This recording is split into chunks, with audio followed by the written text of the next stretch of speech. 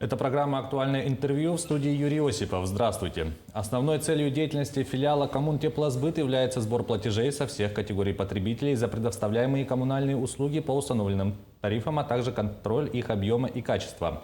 Сегодня мы поговорим о путях повышения собираемости платежей за жилищно-коммунальные услуги. Гость у нас в студии Алексей Романов, директор филиала «Коммунтеплосбыт» предприятия «Жилищно-коммунальное хозяйство» Республики Саха-Якутия.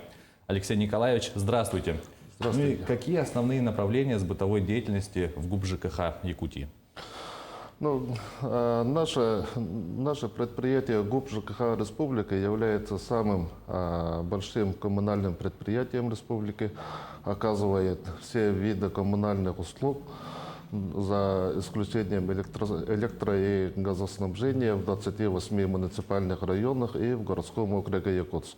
В городском округе Якутск мы оказываем услуги в микрорайоне ДСК, Аэропорт и в Магане. Наш филиал «Коммунтеплосбыт» является его бытовым подразделением.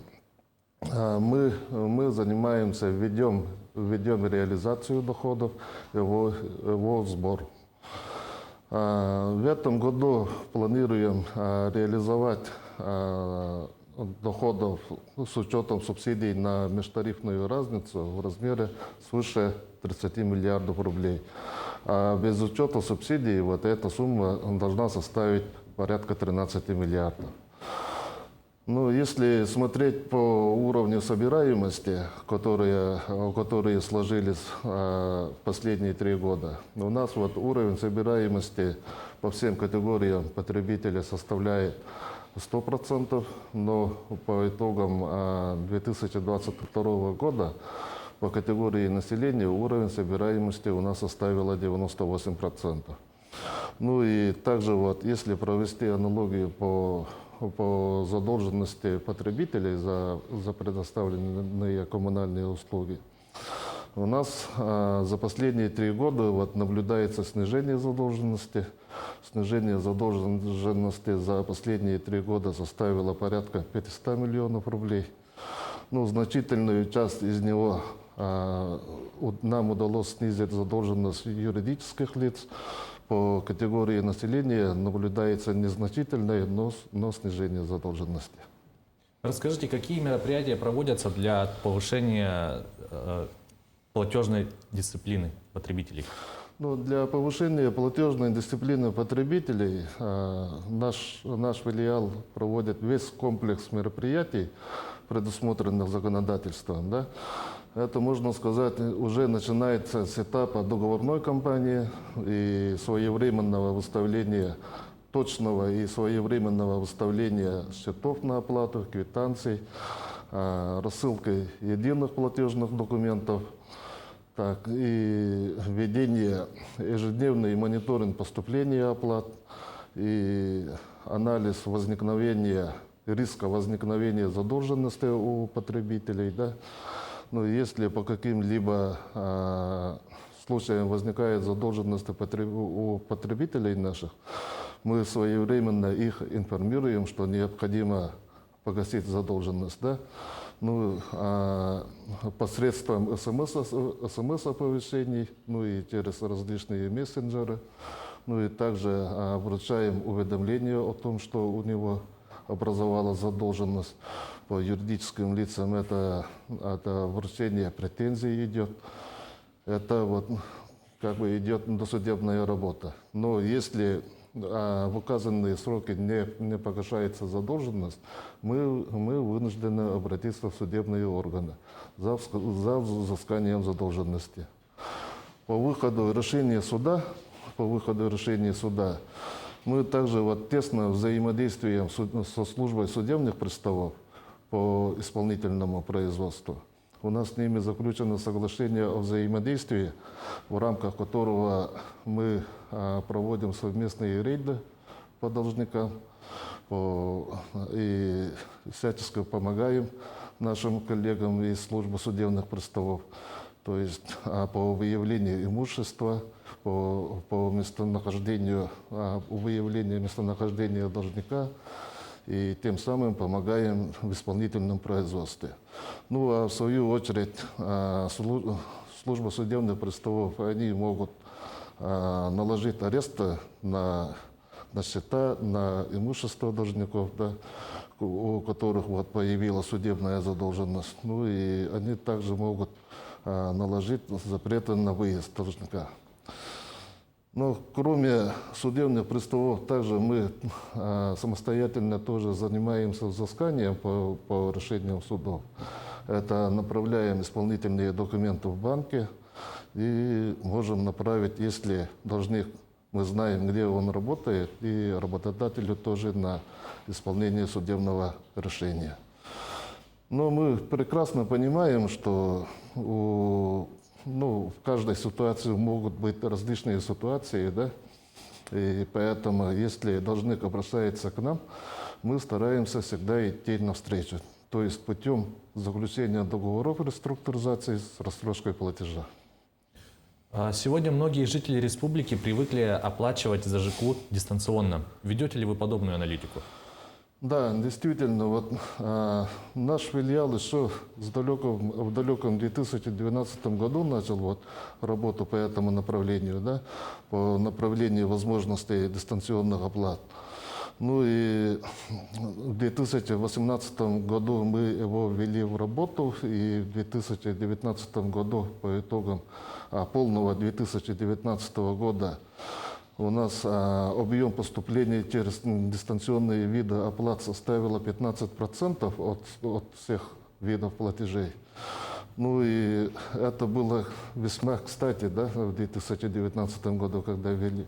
Потому что мы все помним, что в 2020 году случилась пандемия, и были введены ограничения на очное обслуживание клиентов.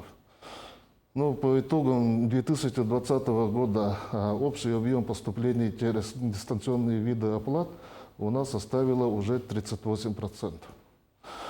Ну и по итогам прошлого 2022 года данный объем составляет 40%. Ну и по ожидаемым итогам этого года мы тоже должны нарастить в этом направлении. Ну и объем оплат должен достигнуть, по нашим расчетам, где-то порядка 42%. Расскажите немного подробнее о том, какие возможности и способы оплаты вы предлагаете потребителям. Ну, мы нашим потребителям предлагаем для их удобства возможности оплат, возможность обслуживания очно в наших 29 участках, да, они могут подойти в наши кассы и оплатить любыми способами, это наличными, безналичными, ну и получить консультацию. Ну и также, как уже говорил, у нас вот реализованы дистанционные виды оплат. Они сейчас могут оплатить через личный кабинет в сайте нашего предприятия. Ну и также у нас вот заключены договора на обслуживание с такими банками, как Сбербанк, Алмазэргенбанк, ВТБ. А через их приложения тоже можно будет оплатить дистанционно и тоже без комиссий. И у нас вот реализована оплата через приложение Квартплата Плюс. Ну и вот начиная с прошлого года мы тесно работаем по внедрению цифровой системы объединенный платежный документ, разработанный правительством нашей республики. До этого года там была возможность оплатить пока только по городу Якутску, но сейчас уже география расширяется. То есть в недалеком будущем, это буквально мы сейчас вот тестируем, да, будем туда выгружаться и всю республику тоже. То есть через сервис объединенный платежный документ тоже возможно будет оплачивать. Тоже без комиссий. Ну и такая возможность реализована, как и у многих ресурсоснабжающих организаций по ГИС ЖКХ. Не так давно вы стали ограничивать теплоснабжение должникам.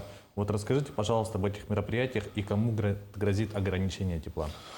Да, действительно, вот, мы вот с этого года начали практиковать вот такое мероприятие, да, как ограничение теплоснабжения должника. Ну, это вынужденная и крайняя мера, Я вот это подчеркну. И вот мы ведем такие мероприятия в отношении тех должников, по которым уже приняты все меры взыскания через судебные органы. Но данные должники не урегулировали возникшую задолженность, и поэтому вынуждены были мы ввести ограничения в отношении. Но, тем не менее, как вот показала вот эта самая крайняя акция, да, но она показала свою эффективность, потому что мы когда вот ввели, начали вот это ограничение, у нас вот процентов где-то 95 они уже полностью погасили, либо погасили частично и заключили с нами договора о реструктуризации. То есть уже начали платить, да? Тогда как даже если у них были судебные решения, они не спешили платить. Просто ждали. И сейчас вот по оставшимся должникам также продолжаем работать с ними, да, совместно. Ну и тоже подвижка там есть. Чуть больше месяца остается до Нового года. В преддверии праздника будут ли проводиться снова акции и розыгрыши? Да, и вот наступающий 2024 год тоже не станет исключением для проведения наших вот традиционных предновогодних акций. Да? Мы нынче тоже планируем провести 3 подобные акции. Первое, это мы всегда рады поддерживать наших ответственных, добросовестных потребителей, которые ежемесячно и в установленные сроки вносят оплату. Среди них мы проведем тоже акцию. Вот акция будет проводиться во всех 29 муниципальных образованиях нашего присутствия. И там мы будем путем генерирования выявлять одного победителя, которому мы будем предоставлять 100% скидку за оплату за январь 2024 года. Это первое. И второе, это мы также будем проводить традиционный наш розыгрыш.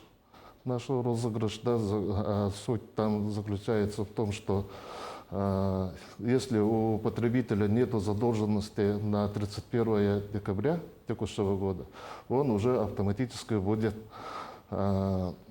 участвовать в этом розыгрыше. Мы там планируем провести в виде вручения сертификатов в различные магазины и так далее. Да? Ну и третья акция, это, можно сказать, вот тоже наше нынешнее нововведение. Мы планируем провести акцию среди тех потребителей, которые согласились получать электронные уведомления, извещения, и среди них тоже разыграем скидку 100% размере за январь месяц будущего года. Ну и пользуясь случаем, я хочу пожелать, чтобы наши потребители активнее принимали участие в данных акциях. Что ж, Алексей Николаевич, спасибо вам за эту полезную информацию. Это была программа «Актуальное интервью». Увидимся в эфире.